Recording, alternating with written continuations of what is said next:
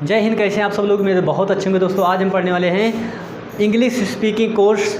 आप समझ लीजिए, अब आपको कोई दिक्कत नहीं आएगी क्योंकि हम आपके साथ जुड़ चुके हैं एक बेहतरीन अंदाज में आपको इंग्लिश स्पीकिंग कोर्स सिखाने के लिए। जो दोस्त नए हैं उनसे रिक्वेस्ट है कि इसकी 3 वीडियो जा चुकी हैं, अभी शुरुआत किया गया है नए सेशन, नए तरीके से दमदार तरीके से पढ़ाया जाएगा। हम प्रेजेंट इंडिफिनिट टेंस पढ़ रहे हैं दोस्तों। इसमें अफर्मेटिव सेंटेंस पिछली वीडियो में बता चुके हैं। आज बारी है निगेटिव सेंटेंस। तो दोस्तों सबसे पहले निगेटिव सेंटेंस समझते हैं कि एक्चुअली निगेटिव सेंटेंस होता क्या है। तो दोस्तों आपको पहचान बताना चाहते हैं, अगर कोई भी वाक्य नकारात्मक होगा, निगेटिव सेंटेंस को हिंदी में नकारात्मक कहते हैं। यदि कोई सेंटेंस नकारात्मक वाक्य होगा तो उसकी सबसे बड़ी पहचान है कि कहीं ना कहीं बीच में आगे कहीं भी नहीं जरूर लिखा होगा। यदि सेंटेंस में कहीं भी नहीं का जिक्र हो तो समझ जाइए यह निगेटिव सेंटेंस होगा। ठीक है। अब दोस्तों क्या ज़रूरी है कि नहीं से केवल निगेटिव सेंटेंस हो? नहीं दोस्तों, नहीं और कब क्या क्यों कहे कैसे लगेगा तो इंट्रोगेटिव निगेटिव होता है, प्रश्नवाचक नकारात्मक। पर आपको बहुत बड़ी बात समझनी है कि पहले नकारात्मक तो समझे, प्रश्नवाचक अगली वीडियो में। तो दोस्तों क्या है नकारात्मक वाक्य? यदि प्रेजेंट इंडिफिनिट टेंस का वाक्य नकारात्मक होगा तो उसका अनुवाद हम किस तरह से करते हैं? तो दोस्तों हम आपको बताना चाहते हैं, सबसे पहले आप कर्ता लिखेंगे, फिर डू नॉट या डज नॉट, फिर क्या लिखेंगे? फिर आप मुख्य क्रिया की फर्स्ट फॉर्म लिखेंगे, मेन वर्ब फर्स्ट फॉर्म। ठीक है। फिर क्या लिखेंगे? फिर हम कर्म लिखेंगे, फिर क्या लिखेंगे? अन्य शब्द। कहने का मतलब सबसे पहले सब्जेक्ट SUB प्लस, फिर do not oblique does not plus main verb. यहाँ मुख्य क्रिया नहीं लिखे हैं, मैनेज कर लीजिएगा। मुख्य क्रिया की first form, main verb first form plus object plus other word. इतनी चीज़ें संभालना जरूरी है, सीखना भी ज़रूरी है। सबसे पहले आप कर्ता लिखिए, फिर आप डू नॉट या डज नॉट लगाएंगे, फिर मुख्य क्रिया की फर्स्ट फॉर्म लिखेंगे, फिर आप कर्म लिखें, फिर अन्य शब्द यानी और जो बचे कुचे हैं। अब मैटर है डू नॉट कब लगाएंगे, डज नॉट कब लगाएंगे। तो बहुत बड़ी बात बता रहे हैं, आप नोट करिएगा। यदि वाक्य का कर्ता आई हो, वी हो, यू हो, दे हो, या बहुवचन जिसको प्लूरल कहा जाता है, उस सिचुएशन में डू नॉट। और सेकंड सिचुएशन, यदि वाक्य का कर्ता ही हो, शी हो, इट हो या एक वचन मतलब कि सिंगुलर नंबर, तो उस कंडीशन में डज नॉट। बस इतना सा नियम है, बाकी पूरा प्रेजेंट इंडिफिनिट टेंस की ही तरह है, कोई दिक्कत नहीं। अगर वाक्य का कर्ता आई हो, वी हो, यू हो, दे हो या बहुवचन हो तब डू नॉट, और यदि वाक्य करता ही, सीट या एक वचन हुआ तो हम डज नॉट लगाएंगे। दोस्तों एक एग्जाम्पल के सहारे समझते हैं। जैसे एग्जाम्पल नंबर 1, मैं एक किताब नहीं पढ़ता हूँ। ये देखिए, मैं एक किताब नहीं पढ़ता हूँ। अब हमें इसको ट्रांसलेट करना है। तो हमने पहली वीडियो से लेके अब तक यही बार बार कह रहे हैं, कितना भी बड़ा सेंटेंस क्यों ना हो आप ट्रांसलेट कर सकते हैं। बस एक चीज़ सीखना है, आप टेंस पहचानिए, फिर सेंटेंस पहचानिए, फिर सब्जेक्ट फाइंड आउट कर लीजिए, ट्रांसलेशन आपका हो जाएगा। कैसे? टेंस पहचानने के लिए हम वाक्य अंत में जाएंगे, फिर हमें पता चल जाएगा कौन सा टेंस है। अब दोस्तों हम अंत में गए, हमें मिल गए पढ़ता हूँ, तो ता है, ती है, ते है, तो है, ता हूँ, ये तो सब प्रेजेंट इंडिफिनिट टेंस की ही बारे में बताते हैं। दूसरी बड़ी पहचान क्या है? निगेटिव सेंटेंस ये है कि नहीं है, देख लीजिए यहाँ नहीं लिखा हुआ है। जिस सेंटेंस में काम नहीं होगा उसमें निगेटिव सेंटेंस होगा। तो नहीं लिखा हुआ है, मैं किताब नहीं पढ़ता हूँ, मैं कौन सा काम कर रहा हूँ? आप खुद ही समझ रहे हैं, काम नहीं कर रहा हूँ। जब काम नहीं करूँगा तो निगेटिव सेंटेंस। हिंदी में इसी को नकारात्मक वाक्य कहते हैं। करेंगे किस तरह से? सबसे पहले कर्ता। कर्ता कौन है? मैं। तो सब्जेक्ट की अंग्रेजी लिख देंगे आई, फिर क्या लिखें? बहुत से सोचते हैं हूँ की अंग्रेजी लिख दें आई एम, तो एम नहीं लिखते दोस्तों, वो कंटिन्यूअस टेंस में लिखा जाता है। ठीक है। तो आई, फिर हम क्या लिखेंगे? डू नॉट या डज नॉट। हमने इशारा किया आई, वी, यू, दे या बहुवचन होगा तो डू नॉट लगेगा। डज नॉट का कोई सवाल ही नहीं होगा, तो डू नॉट लग गया, आई डू नॉट।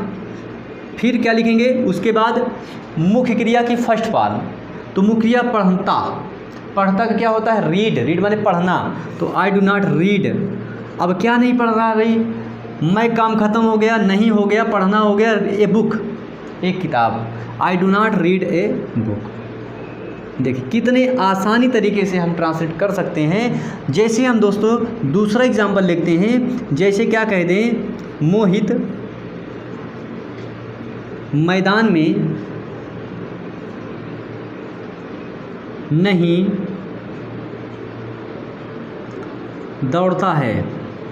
ये देखो, मोहित मैदान में नहीं दौड़ता है। सेंटेंस की पहचान, टेंस की पहचान, सब्जेक्ट की पहचान, इतना तो दोस्तों करना पड़ेगा। टेंस कौन सा है? ता है, प्रेजेंट इंडेफिनिट टेंस हो गया। सेंटेंस कौन सा है? नहीं है, निगेटिव सेंटेंस हो गया, जो हम पढ़ रहे हैं इस समय। कर्ता मोहित, ठीक है, मोहित, मोहित ही मैदान में नहीं दौड़ता है। कौन मैदान में नहीं दौड़ता है, और कौन लगाने से जो आंसर मिले वही सब्जेक्ट होता है। मन में कौन लगाइए, उत्तर मिलेगा सब्जेक्ट। तो मोहित, सबसे पहले हमें सब्जेक्ट लिखना है। मोहित एक लड़के का नाम हो सकता है, तो मोहित हो गया। फिर डू नॉट या डज नॉट, अब यहाँ क्या लगाएं? तो मोहित दोस्तों बहुवचन है कि एक वचन है? तो मोहित नहीं, कोई भी नाम हो दोस्तों, ज़्यादातर जितने नाम होते हैं वो सभी एक वचन होते हैं, ठीक है। तो मोहित एक वचन है और एक वचन के साथ डज नॉट लगाते हैं, तो मोहित डज नॉट। फिर मुख्य क्रिया की फर्स्ट फॉर्म, मुख्य क्रिया कहाँ मिलेगी? अंत में, दौड़ता, दौड़ना की क्या होती है? Run, run. Mohit does not run, कहाँ दौड़ रहा भाई? मैदान में, इन the field, in the field भी कहते हैं दोस्तों, फील्ड और ग्राउंड भी लिख सकते हैं, कोई दिक्कत नहीं है, इन द ग्राउंड भी लिख सकते हैं। मोस्टली फील्ड ही ज़्यादातर बोला जाता है सामान्य भाषा में, इसलिए फील्ड ज़्यादा सूटेबल है। तो Mohit does not run in the field हो गया ट्रांसलेशन दोस्तों, बहुत बढ़िया तरीके से। बस आपको ये रूल्स पढ़ना पड़ेगा कि subject do not does not में से कोई एक सब्जेक्ट के अनुसार जो करता होगा उसी के साथ सेटअप कर देंगे, बाकी प्रेजेंट इंडेफिनिट। तीसरा देखिए एग्जाम्पल क्या है, क्या लिख दें? वे कमरे में खेलते हैं। ये देखो, वे कमरे में खेलते हैं, तो क्या दोस्तों ये प्रेजेंट इंडेफिनिट टेंस है कि नहीं है? ते हैं, हाँ है। क्या ये नेगेटिव सेंटेंस है कि नहीं है? तो दोस्तों हम बताना चाहते हैं कि नहीं है। क्यों नहीं, ये भी जान लो। वे कमरे में खेलते हैं, कहाँ नहीं लिखा है? नहीं लिखा ही नहीं है, इसलिए दोस्तों ये अफर्मेटिव सेंटेंस है, सकारात्मक वाक्य, जिसको हमने अपनी पिछले वीडियो में पढ़ाया है। तो दोस्तों इसमें सबसे पहले हमको नहीं लगाना पड़ेगा, वे कमरे में नहीं लिखना पड़ेगा, नहीं खेलते हैं। अब हो गया नेगेटिव। अब देखिए दे, वे की अंग्रेजी क्या होती है? दे।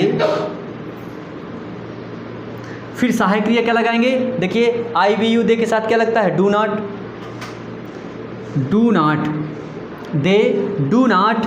अब खेलना लिखना पड़ेगा क्योंकि रूल्स हमारा कहता है कर्ता लिखेंगे, डू नॉट डज नॉट के बाद मेन वर्ब फर्स्ट फॉर्म, मुख्य क्रिया तो खेलना है, जो मेन काम है खेलने का, प्ले।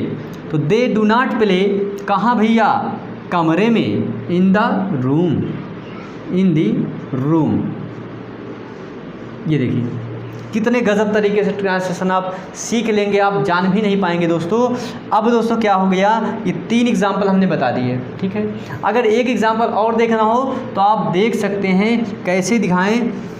अब आप स्क्रीनशॉट ले लीजिए, अपनी कॉपी में नोटबुक में ज़रूर लिखिए, ताकि आपको वीडियो भी समझ में आएगी और आप 1-2 सेंटेंस बना के प्रैक्टिस करिए। कोई दिक्कत हो कमेंट ज़रूर करिए। तो दोस्तों ये जितने भी ट्रांसलेशन करवाए जा रहे हैं 3 हमने बता दिए, इस सारे निगेटिव सेंटेंस के ही चल रहे हैं इस समय। और प्रेजेंट इंडेफिनिट टेंस हम पढ़ रहे हैं, अभी बहुत टेंस नहीं निकला, नई वीडियो एकदम आ रही हैं। तो तीसरे के बाद हम एक चौथा एग्जाम्पल दोस्तों देखना चाहेंगे। क्या देखेंगे हम? सौरभ, सौरभ एक कहानी नहीं लिखता है।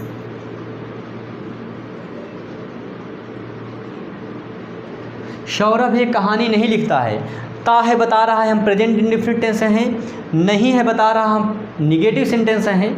और कर्ता कौन इसमें? सौरभ। सौरभ एक लड़के का नाम हो सकता है, किसी मेल का नाम हो सकता है, तो सबसे इसमें कर्ता कौन हुआ? सौरभ। तो सौरभ की अंग्रेजी तो पहले लिखनी ही पड़ेगी, सौरभ। अब बहुत से लोग सोचते हैं हाई की अंग्रेजी इज लिख दें, इज लिखेंगे ही नहीं क्योंकि प्रेजेंट इंडिफिनिट टेंस हम पढ़ रहे हैं। तो सौरभ एक वचन है, नाम है, इसलिए डज नॉट लगा दीजिए, केवल नॉट से काम नहीं चलेगा, डज नॉट लगाना पड़ेगा। सौरभ डज नॉट, देखिए सौरभ का हो गया, नहीं का काम कंप्लीट हो गया। लिखना, मुख्य क्रिया क्या है? लिखना। और लिखना क्या आप जानते हैं? Right, right. तो Saurabh does not write a story, मतलब एक कहानी। फुल स्टॉप लगा देते हैं, कंप्लीट हो गया ट्रांसलेशन। एक अगला एग्जाम्पल समझते हैं। जैसे क्या कह दिया जाए, बच्चे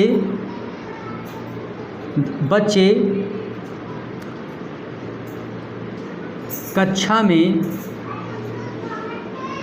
शोर नहीं मचाते हैं। बच्चे कक्षा में शोर नहीं मचाते हैं, ठीक है। या लड़के कक्षा में शोर नहीं मचाते हैं, ठीक है।